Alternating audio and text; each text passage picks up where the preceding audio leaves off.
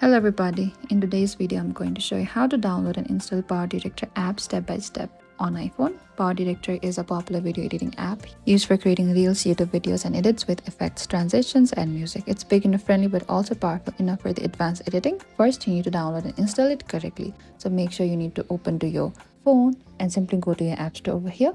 And once you get into this interface of your app store, at the bottom we can find there's an option for the search bar there. Tap on the search bar, and under this search bar you need to type down PowerDirector and search for it. And over here we can find there's an option for the PowerDirector video editing, and just beside it we can find there's a small option for the get icon. Tap on the get icon there, and you need to simply double click with the confirmation with your face ID or your password here as well, and the app will start to download and install on its own. And after you're done, you can tap open or go to your home screen and tap the PowerDirector icon as well. And installing PowerDirector is quick and easy. Just search, download and install and open. Once set up, you can start editing video immediately with professional tools right on your device. Thank you for watching this video. I hope I could help you. If you have any queries or confusion, please comment down below and we will reach out to you very soon.